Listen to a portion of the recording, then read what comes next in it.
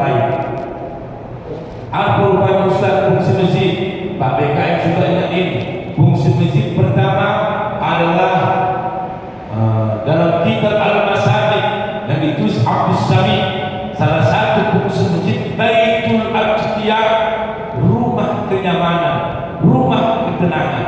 Kalau sudah tenang orang-orang pengurus masjid, orang yang masuk masjid pun tenang, itulah tempat yang paling nyaman. Tapi orang yang enggak nyaman di masjid, pengurus masjidnya pun enggak akur, awak pun datang tengok mana yang tak akur tahu. Kenapa? Nilai-nilai uang. Mutar dia. Oh, istilah kawan, mutar lagi dia. Begitu sholat pasti di sampingnya. Kawan ini Allah. Itu banyak tempat di samping kumpulan Allah. Begitu rukuk, begitu sujud sampai mohon salah. Enggak mau nengok. Assalamualaikum. Karena di samping orang yang dibencinya. Nah, jadi yang kedua apa fungsi masjid? Biar ini tempat terbaik. Fungsi masjid adalah salah satu maraqidul ilmi wa mu'ahidul darasah. Jadikan masjid ini tempat terbaik, pusat kajian pendidikan. Maka kalau bisa Pak, masjid dijadikan pendidikan center, pendidikan Kota Binjai. Kayak masjid-masjid di Medan Pak, Masjid Musafirin, di bawah namanya ada sekolah SDIT, SMPIT. Kenapa? Karena itulah fungsi masjid, membuat lembaga pendidikan di bawah naungan wakaf masjid. Itu dia. Yang ketiga, al-masjidu milkul jamaah. Masjid milik orang banyak, bukan milik pengurus. Salah satu masjid ini kita lihat, alhamdulillah, maslahatnya sudah dibuat, kan? Kalau di Medan Pak, jangan coba-coba Medan Keranto berapa masjid kayak milik pengurus. Kenapa? Kunci bawa kemana-mana. Awak kadang-kadang di tengah jalan yang paling nyaman Aceh. Saya orang khusus kampung Bapak Ibu, saya kalau ceramah dari sini ke Aceh agak nyaman kita. Kenapa? Jarang ada yang ditutup masjid-masjid lintas Aceh. Nah, awak mau kamar mandi bisa, tak dikunci. Jangan tanya lagi, mohon maaf, kamu izin dari Medan ke Gunung Tua, semua dikuncinya. Yang paling lucunya, dia PKI masjid, bawa kunci masjid, dia enggak bangun, orang pun enggak ke masjid. Kenapa? Dibawa dia kunci, tertutup semua. Jangan ditukali kita, ya kan? Kadang-kadang kita tak paham apa fungsi masjid. Apalagi awak yang musafir di sini, dikunci Pak, 24 jam. Dikunci Pak, masjid. Dikunci juga. Dikunci juga ini Pak ya. Nah, kalau dia, kalau kena mulai bicara tadi. Nah, kenapa nggak dipakai lagi mulai kembali? Pengurus-pengurusnya tersinggung. Betul nih. Kalau Aceh Pak, dari mulai Kuala Simpang sampai Banda Aceh, insya Allah pagarnya dibuka, dibuat lagi mohon joglo-joglonya, kan itu fungsi masjid, memancing orang berbuat baik. Walaupun kita banyak buruk sangka orang muncul dalam masjid, tapi kedepankan baik sangka, kan? Jadi kadang-kadang udah sesak kamar mandi, Allahu Akbar, sehingga kalau di sini dikunci Mak, alah Tuhan, yang dibuka sana dikunci juga Mak, alah, oh Tuhan, ini inilah udah di ujungnya, pelan-pelan yang kaca-kaca kali, yang sana lagi dikunci juga Mak, alah Tuhan, ambil plastik, bentuk waktu digerakkan siapa yang berdosa? BKI masjid, kenapa dikuncinya? Masjid milik jamaah, bukan milik pribadi. Siapapun mewakafkan banyak uang di masjid ini, tetap sudah berpindah milik Allah. Tak ada milik pribadi lagi. Jangan ada sifat kita Pak di masjid ini. Penyakit orang sekarang anania. Apa makna anania? Ana artinya saya. Anania, kalau enggak karena saya, enggak jadi begini. Kalau enggak karena aku, enggak akan begini. Itulah penyakit orang sekarang kalau berbuat baik. Bapak Ibu yang saya hormati, itu yang pertama. Yang kedua, pula la tartar bi kasratil ibadah fa inna iblisa ba'da mutsihi fil ibadah fanzur madza laqiya. Jangan tertipu kita lihat dia ahli ibadah, karena ahli ibadah 1000 tahun dia menetap di surga. Iblis Allah turunkan dia ke dunia. Bayangkan kita ini banyak yang tertipu dari penampilan seperti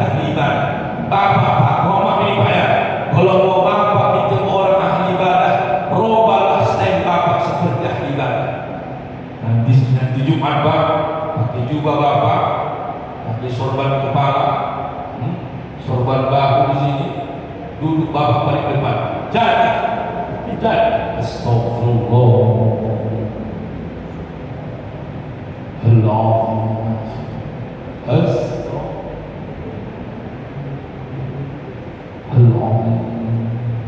Urukah datang. Ada lagi penyakit manusia dalam ibadah. Kata Imam Ibnu Qudamah, ketika dalam keramaian dia sanggup mencucurkan air mata, tapi ke dalam kesendirian keras hatinya tak bisa mengeluarkan air mata. Penyakit kita Pak. Walau waktu rame-rame, astagfirullah.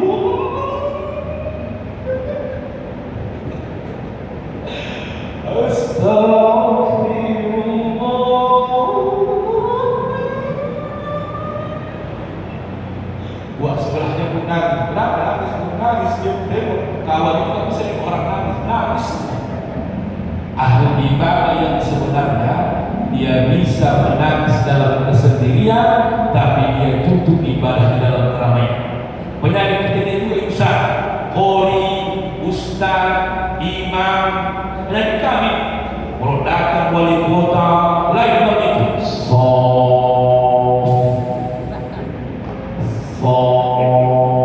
Datang wali kota. Stop.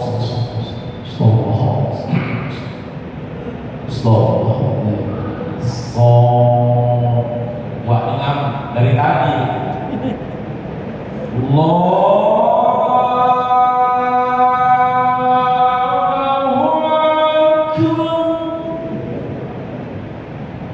Hati-hati yang habis, yang kori, jangan berusaha ibadah hal tertipu dengan dalam keramaian. Bismillahirrahmanirrahim. Alhamdulillahi rabbil alamin. Ar-Rahmanir Rahim, Maliki yaumiddin. Iyyaka na'budu wa iyyaka nasta'in. Itu lagi datang wali kota, datang gubernur. Kalau nggak ada jangan. Bismillahirrahmanirrahim. Alhamdulillahi rabbil alamin. Ar-Rahmanir Rahim. Besar suara itu. Saya begitulah. Oh, datang wali kota. Assalamualaikum warahmatullahi wabarakatuh. Takbir. Datang wali kota. Kalau nggak ada, assalamualaikum warahmatullahi wabarakatuh. Bapak Ibu yang saya hormati, jangan tertipu melihat orang ahli ibadah dalam pandangan manusia. Iblis saja ribuan tahun tinggal di surga merasa ahli ibadah, Allah keluarkan karena kesombongan. Dan jangan menghina dosa orang lain yang tak kita lakukan. Semua kita berdosa, cuma beda dosa yang kita lakukan. Ada orang dosanya korupsi masuk penjara, itu bukan orang jahat. Cuma tanya Pak Polisi, ketahuan dia.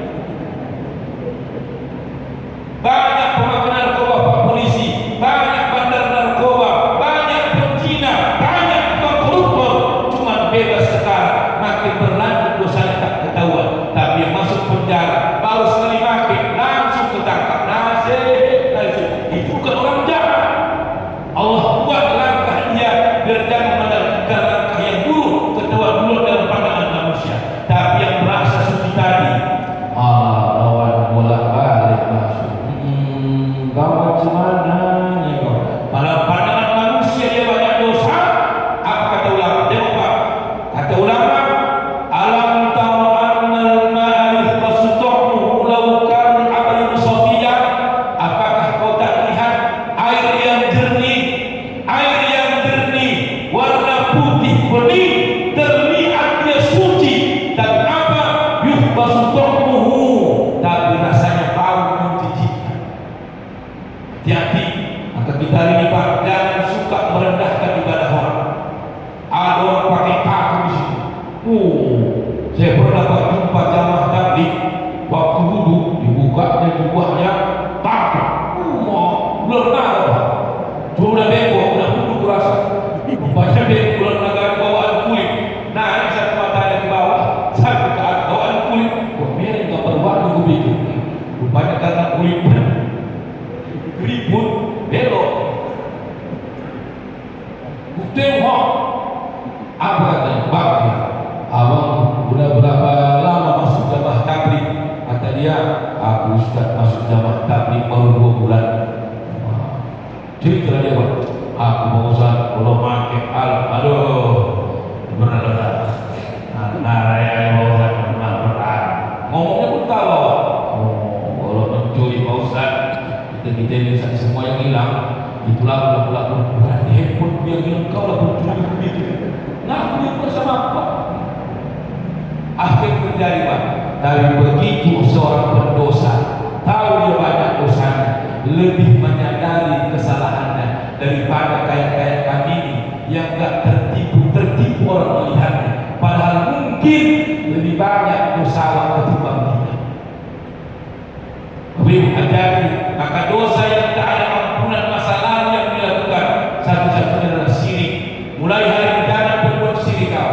Sekarang kalau ahli ibadah syirik tak ditinggalkan. Apa contohnya? Awam. Aku ceramahkan di mana-mana ini. Sembahyang tak pernah tinggal 5 waktu. Dan kalau pesta pakai dukun, bawa hujan. Apa syaratnya? Syaratnya bawang telur, cabai telur, cucukkan ke lidi, masukkan ke botol, tanam di samping. Syarat kedua, tak boleh kentut pengantinnya.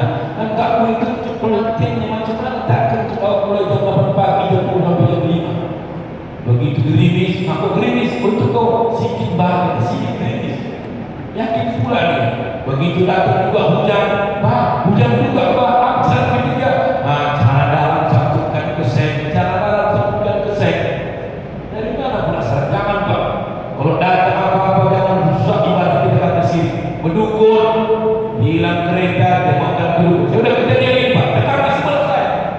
Dia orangnya apa? Memperbaiki kursi-kursi Jepang. Hilang 10%. Yang kan orang punya pickup. Ngaku sama saya, Ustaz. Ustaz. Coba rawat punya orang. Berapa persen Pak? 10% Pak Ustaz. Cuma tadi pagi udah ketemu dengan seorang bintang. Apa katanya?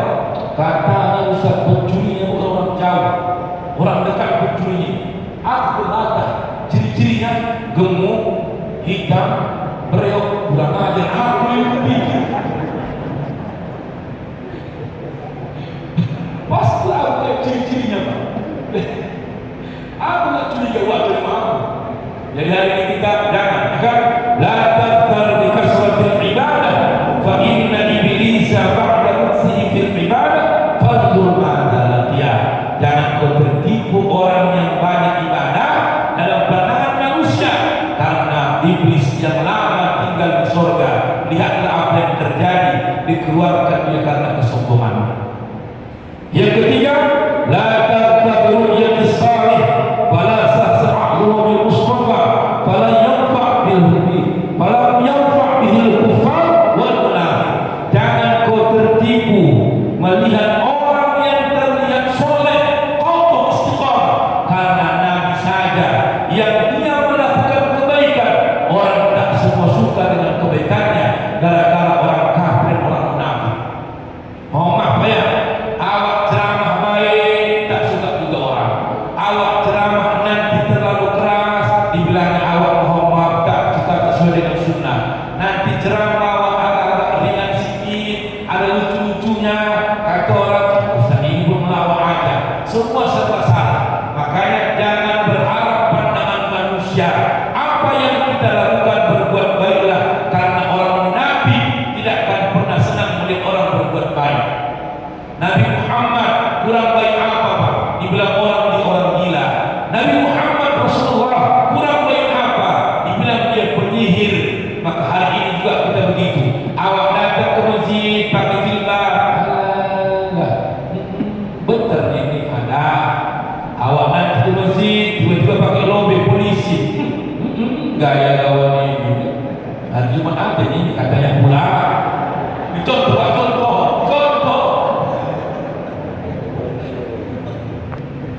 Jadi kalau menunggu penilaian orang capek Bu, capek. Kata-kata ulama ini, jangan kau tertipu penilaian orang lain dalam dirimu,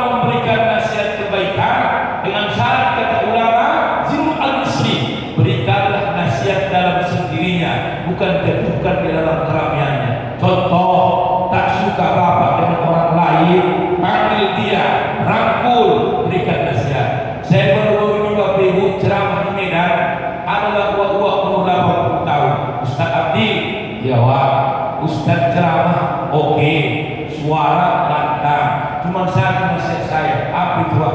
Jangan cepat-cepat kali ngomongnya, nggak jelas orang dengarnya. Iya Wak, besok lagi aku ceramah, kau pun cepat-cepat kali ngomong. Dan tetangga sebelah, Ustaz, bukan cepat Ustaz ngomong, memang pekat waktu. Oh, disalahkan dan lupa dia yang pekat. Oh. Ya, sama kayak ibu, awaknya baik, dia tak baik. Tanya Pak Polisi, kadang-kadang naik kereta, setnya ke kanan, belok ke kiri, tabrakan awalnya sama lagi, pakai mata kau, dia sama.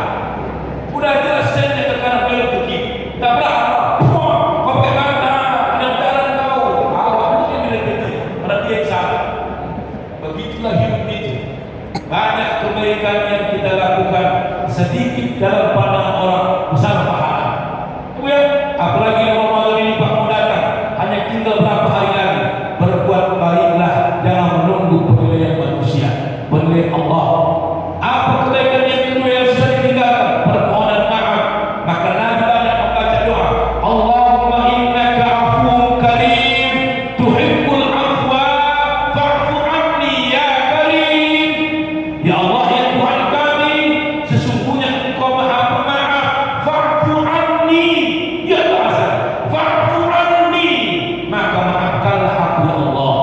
Nabi Muhammad saja yang bebas dari dosa, maksum, tapi dia tetap merasa bersalah. Banyak dosa di hadapan Allah, tetap dia bermohon maaf. Kita, oh luar biasa, mohon maaf. Jangan awak merasa bersalah atas kesalahan diri sendiri. Apalagi omongan, kalau dia benci dengan orang Pak, dia menunjuk bukan pakai jari, pakai bibir. Yang mana kak? Sebelah kiri, kau tengok, jangan nampak lagi, kau tengok. Yang mana? Kau tengok lah. Mana begitu? Laki-laki ini biasa juga berantem. Makanya jangan tertipu debat-debat itu, bohong semua itu. Awak yang bertengkar dengan ditipu, orang sudah mendukung. Itulah, jangan susah melihat perbaikan orang lain. Oh ya, Bapak Ibu yang saya hormati, apalagi Bapak Ibu, ini yang paling tak sering. Bapak Ibu, jangan tertipu melihat kedermawanan orang lain. Kenapa? Kata ulama, harta yang dia keluarkan biar dianggap dia dermawan. Maka orang yang betul-betul ahli sedekah, dia tak perlu lihat orang dalam keramaian, dia sembunyikan ibadahnya tak dalam keangkuhan. Itulah dalam Al-Quran. Ya ayyuhalladzina amanu la tubtilu shadaqatikum bil manni wal adha kalladzi yunfiqu malahu ria'an nas. Maka gugur nilai pahala sedekah jika dia menunjukkan karena dia dalam pandangan manusia. Maka cuma ada juga ayat Al-Quran yang mengatakan tunjukkan sedekahmu sebagai syiar, itu juga boleh. Maka Pak, kalau buat papan-papan sedekah silahkan tulis, Bapak ini infaknya 5 juta, Bapak ini infaknya 20 subscribe, Bapak ini daripada dibuat hamba Allah infaknya 1 juta. Pas dulu Pak, hamba Allah, wah 1 juta. Siapa ini Pak?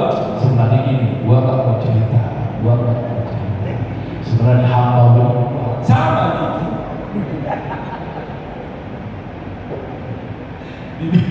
Dibilang gua gak mau cerita, tapi ceritakan lagi orangnya sama gitu.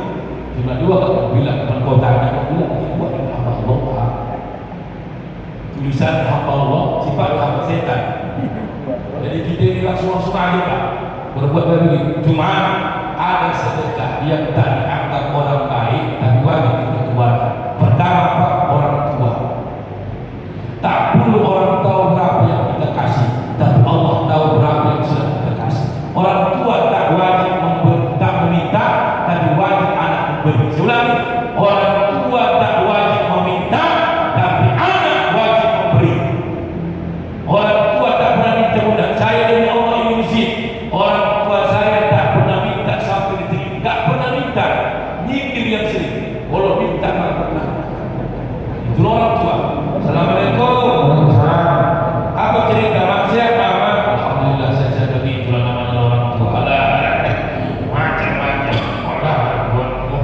Itulah dia. Apa cerita mak? Semalam mama ke pajak yang nengok baju lah mama. Ada mak tengok baju warna hitam dari kuning kayak di muka-muka itu. Mama tanya lagi lagi berapa mahal kali harga 800.000. Coba kau tanya kepada ikan berapa harga. Minta belikan lagi itu. Nggak mungkin kepada ikan aku tanya beli mahal. Kau lah orang pun mereka kau pandai kali. Kadang-kadang mau izin, cuma izin. Saya orang tua saya bilang, salah satu yang paling menyedihkan hidup ini, orang tua berbuat baik kepada anaknya tanpa ada batas. Semua dia keluarkan hartanya demi kebaikan anaknya. Kalau anaknya sakit, semua harta orang tuanya dijual asalkan semua anak. Tapi tengok kebalikannya, ketika orang tua sakit, takut harta anaknya keluar untuk membantu orang tua. Apalagi kita laki-laki Pak. Oh, assalamualaikum. Waalaikumsalam. Kenapa rupanya waktu ini ayah kau lah parah, dia mak kau mak. Maksud mama nak, memang tak tahu ayah kau mama itu. Kebetulan anak beradik, dia mak. Kau tahu kalau waktu daftar polisi dia tahu kau. Memang orang tu tak minta, tapi kita yang berarti dapat jual mama tu tahu kau waktu bantu dia. Kenapa kau tahu tak kadang-kadang jadi polisi kau yang menikmati begitu amat minta banyak kali ada sebab bertanya bini kau ya kadang-kadang tak paham kau ya namanya keluarga dia abang kau pun pegawai begitu sombong yang minta baru lebih 3 bulan minta ampun sombongnya kayak Fir'aun kamu marah-marah dari ayah kau lagi jadi samping kau pula boleh pikir deh kadang-kadang apa yang terjadi inilah kirimlah berapa telepon orang kita bawa ayah kau ke rumah sakit ayah kau berulang kali berobat gak ada kurang dari kau orang pintar tak mudah sama orang bodoh yang belum orang pintar udah ketuan guru mah udah dibawa ketuan guru ayah kau ini tak tahu penyakitnya apa dikasih tuan guru itu mah aku motor 4 macam apa yang kecil-kecil aja ya kau tidak namanya dikasih obat kecil atau apa pikir dia penyakit yang keluar enggak juga apa yang terjadi inilah kebaikan yang orang tertipu mama bapak sukses jadi polisi jadi jaksa jadi pegawai tertipu orang melihat kesuksesan kita padahal kesuksesan kita tak dinikmati orang terdekat kita ada orang kerja bangunan ada orang tukang beca ada orang tukang cuci ada orang ombak kerja lapangan tak ada seginya tapi dia tak banyak gajinya tapi sedikit dia dibawa pulang nikmati keluarga. Saya pernah melihat ungkapan tukang beca Pak ketika diundang di hujan di hitam putih orang Medan Pak berapa dapat bapak sewa bapak satu hari paling kecil saya dapat 10.000 anak bapak berapa anak saya ada 2 10.000 cukup 10.000 kalau saya bawa pulang ke rumah tapi 10.000 tak akan cukup kalau saya makan sendiri luar biasa jawabannya dan ibu ya ibu pun punya laki kalau laki ibu berbuat bakti untuk orang tuanya silahkan karena itulah kesempatan dia kalau anak sudah meninggal dunia Pak semua akan sia-sia makanya ada betul saya mengatakan apa dalam perjalanan hidup biarlah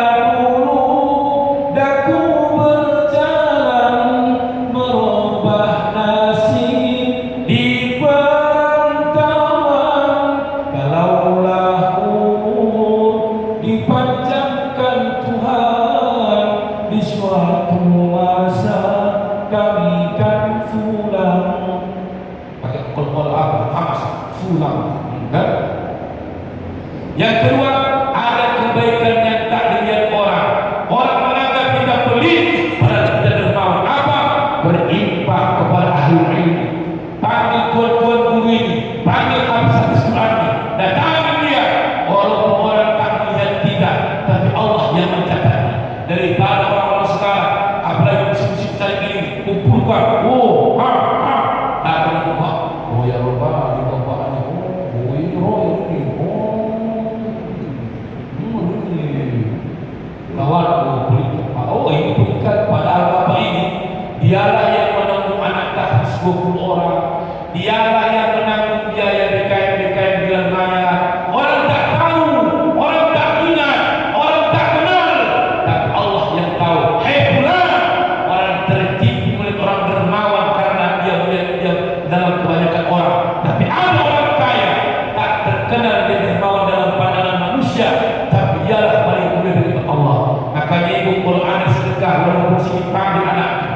Jangan suka menajar Pak.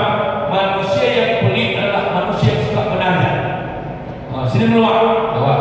Ini kan kalau nanti wah kau operasi di Kolombia sukses sehat, penajar dua memanggil anak yatim 60 orang.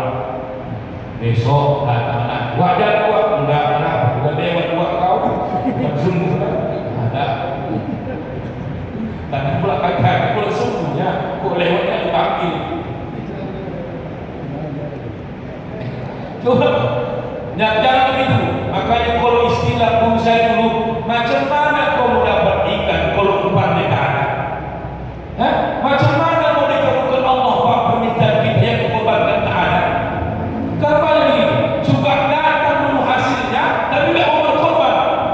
Nah, makanya jangan sebenarnya bahwa ya Tuhanku, kalau nanti buat anakku nanti PNS ya Allah, mengundang anak yatim aku 60 orang, ada balik anak. Jadi wah, udah 3 kali tak jebol-jebol kakak kau.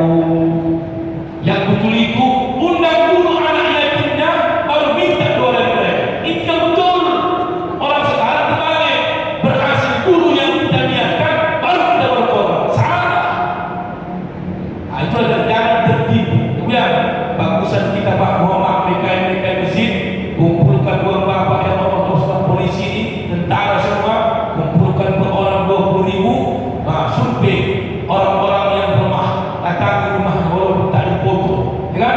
Walaupun tak dipublikasikan, datang. Assalamualaikum warahmatullahi wabarakatuh. Kami dari BKM Masjid Agung memberikan sedekah kepada ya Allah. Makasih banyak Ustaz. Belum lagi Pak, masih mendata. Lepas pikir dia udah kasih, lupa dia masih mendata.